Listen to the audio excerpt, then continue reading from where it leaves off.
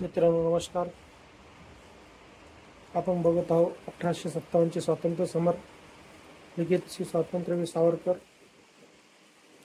आपण बघत होतो अग्निपूजन. आता त्याचा भाग 3.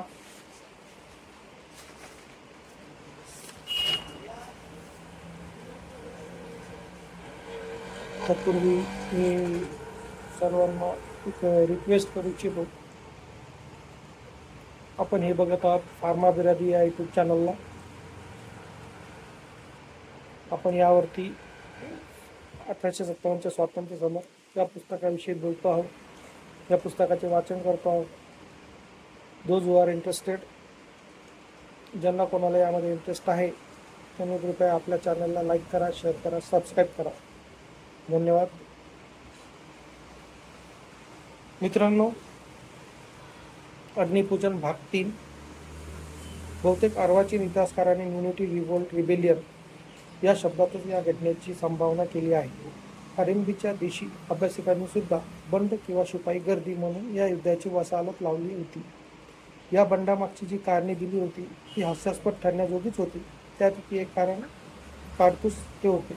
खुद्द बहादूर शाह जफरने आपल्या कनवात न इराण ने किया न शाही रूस ने अंग्रेज को तबाह किया कारतूस ने या शब्दात या कारणाला मान्यता दिली होती. पण पूर्ण विचार केला तर प्रश्न पडतो की गायीची चरबी कारतूस दातांनी काढताना मुखाला होणारा गोमांसाचा स्पर्श, त्यामुळे सैनिकांमध्ये धार्मिक असंतोष पसरला हे खरे होते.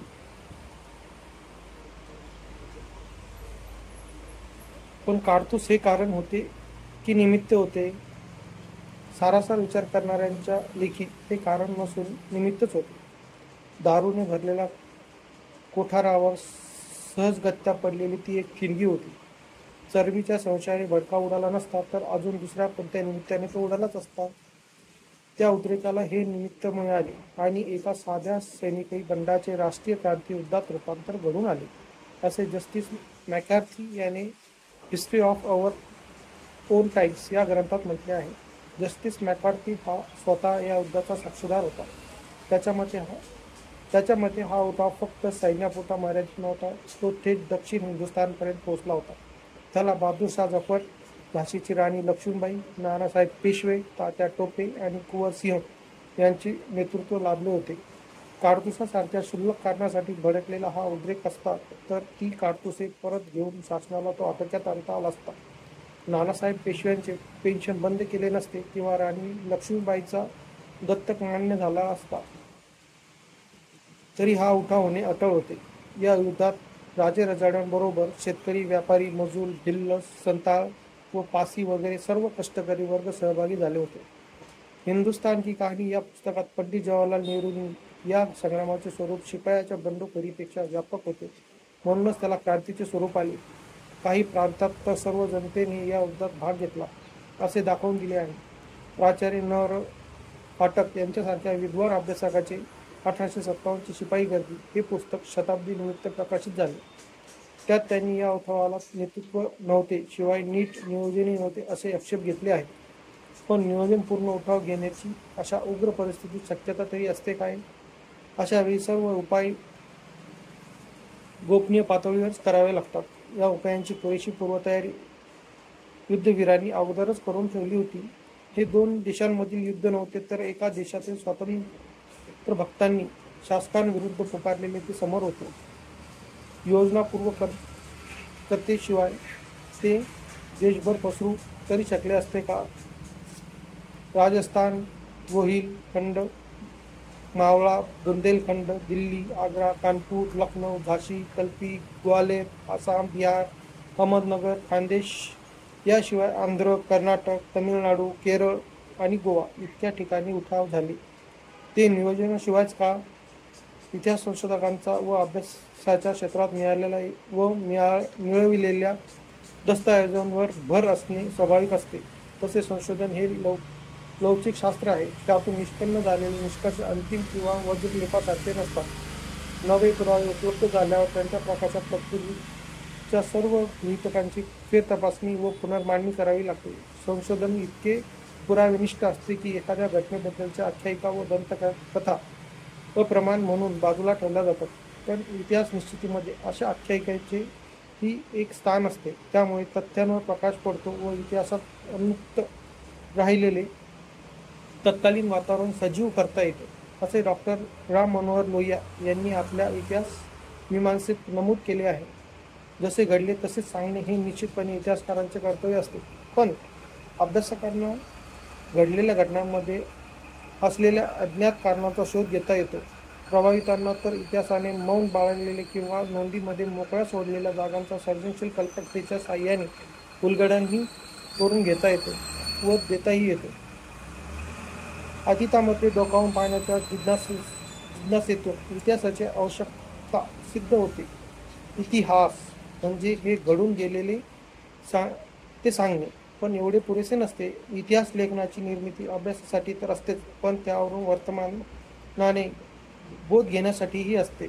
या वृत्तांतातील सत्वांशाचा देशाच्या गरजेसाठी उपयोग करून घेण्याचा इतिहासाचा उद्देश असतो. नाहीतर गावगावच्या हुतात्मा स्मारकांची कळा इतिहासाला येते. या स्मारकांपासून देशभक्तीचा व त्यागाची प्रेरणा समाजाला घेता आली पाहिजे.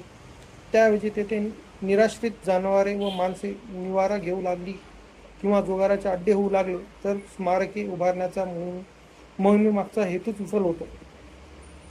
पारतंत्र्यामुळे मरगळून गेलेला, आत्मविश्वास गमावून बसलेला, स्वाभिमान विसरून गेलेल्या देशाला स्वत्वाचे भान यावे, परतंत्रातून मुक्तता करून घेण्याची प्रबळ उर्मी अनावर व्हावी, हाच 1857 बाबतचा खरा इतिहास शोधण्यामागे व सांगण्यामागे सावरकरांचा हेतू होता. सावरकरांनी जोसेफ मॅझिनीचे आत्मचरित्र वाचले आणि इटलीच्या तमोखंडातील स्वातंत्र्य युद्धाचा प्रकाशकांच्या दर्शनाने ते उद्दीपित होऊन गेले. प्रतिकूल परिस्थिती स्वराज्य प्राप्तीची योजना आखण्यासाठी व अंमलात आणण्यासाठी गुप्त मंडळे स्थापन करण्याची मॅझिनी प्रणीत मार्ग त्यांना पटला. अभिनव भारताच्या स्थापनेचे मूळ मॅझिनीच्या आत्मचरित्रात आहे. धन्यवाद.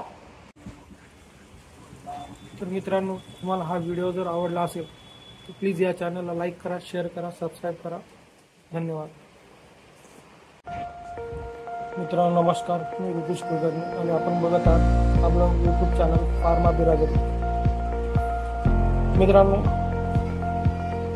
सावरकरांचं वाङ्मय वाचायला मिळणे आणि त्यातल्या त्यात ऐकायला मिळणे हे दुग्ध शर्करा योग आल्यासारखं आहे. माझ्या पुरतं तर तो दुग्ध शर्करा योग आहे. कारण की आपण फक्त एकच उद्दिष्ट याच्यामध्ये ठेवलं आहे की सावरकर लोकांपर्यंत पोचावे, सावरकरांचं वाङ्मय लोकांपर्यंत पोचावं. 1857ची क्रांती का झाली, कशी झाली, त्यामध्ये कोण कोण यासाठी आपल्या देशाला स्वातंत्र्य प्राप्तीसाठी कोण कोण लढले, त्यांचे या देशासाठीचं योगदान काय, हे सर्व या गोष्टी 1857चे स्वातंत्र्य समर या पुस्तकामध्ये स्वातंत्र्यवीर सावरकरांनी लिखित करून ठेवले आहेत. आपल्या देशाचा हा इतिहास आहे आणि या इतिहासाचं पुनर्जागरण करणे हे आपल्याच हातात आहे. तर मित्रांनो, जे कोणी इंटरेस्टेड असतील त्या सर्वांना माझी विनंती आहे की तुम्ही या चॅनलला लाईक करा, शेअर करा, सबस्क्राईब करा आणि आपलं इतिहास पुनर्जागृती करण्यासाठी थोडासा हातभार लावा.